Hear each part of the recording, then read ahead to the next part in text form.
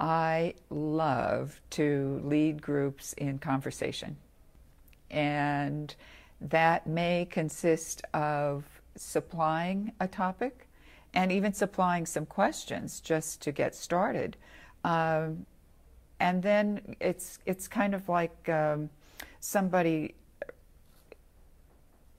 driving a team of horses. The reins are very loose in my hands. So people would describe you as a facilitator. Would that be a correct description? Yes, I would say that. Sometimes it depends on the group and what's happening as to how much of a facilitator I am, or maybe it's a burr under the seat, or who knows what. I'll be inclined to be present and make some decisions about what I think is called for. How would you describe your style as a facilitator? Present, really present. My oar will be in the water always. So you're a good listener. I would say I'm a very good listener, and a listener on many levels. And I think, too, that there's maybe an element of Lewis and Clark about me. And that is, I'm very curious, and I'm looking at what's happening now, but I'm also thinking about what the implications might be in a variety of directions. Who would benefit from your work? What kinds of groups would benefit from your kind of facilitation? Well, I've been interested always in the people who are of an age and stage that I seem to be in. I consider myself to be very much a teacher and a learner, and it seems that those things that I'm curious about, or those things that I'm trying to work out, it seems that people who are also interested in those same kinds of issues or challenges or possibilities will enjoy working with me. Now, you have varied interests, but since you bring up the stage of life, what are some examples of questions that you have to deal with?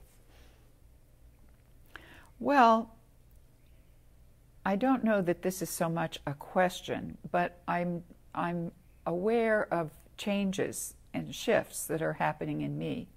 And I recognize that there was a former self who was very goal-oriented, and today I'm really not goal-oriented. I like to show up and be aware of what the possibilities are.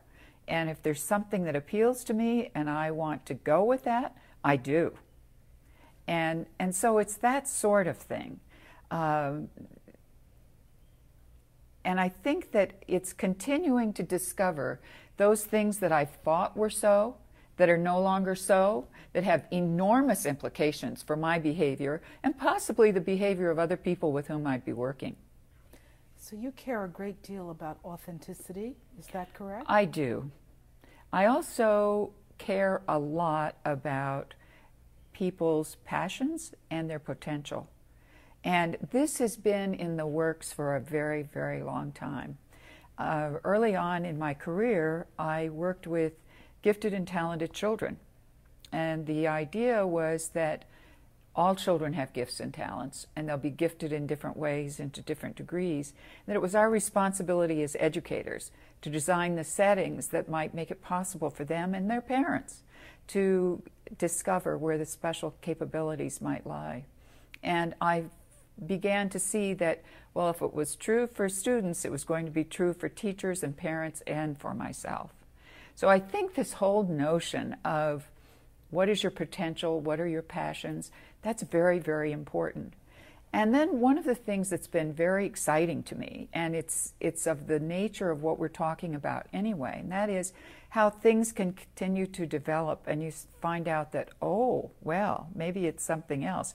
There's a book out right now that's suggesting that it's our first 10,000 hours of practice that determine whether or not we're going to be a golfer like Tiger Woods or a composer like Mozart. And so it casts a little bit less emphasis on this notion of what might your gifts and talents be, and say, what is it that you really care about? What would you really like to practice? And practice with an eye to doing it better and better and better. But that seems to go against the idea of the goal conversation that you just had, because it sounds like if you're going to focus on one thing and practice, wouldn't that be considered goal orientation? I love that question. For instance, right now, and for several years, I've been studying Ikebana, and it's Japanese flower arranging, and the special school that I've studied in is Sugetsu, and that's a practice that I have. And I suspect that I will practice for my whole life. And that has nothing to do with goal.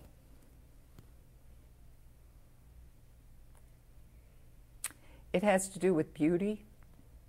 It has to do with bringing what is inner out.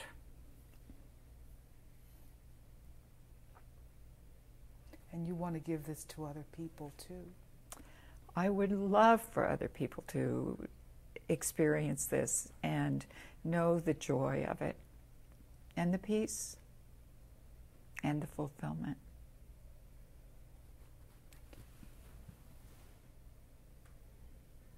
Beautiful and quite usable. Before we wrap up, is there anything you didn't say that you wanted to say? Maybe thank you. Oh, that's fine. No, thank you is a prayer. Okay, let's record. Thank you is a prayer, and I'm convinced that it's prayer enough.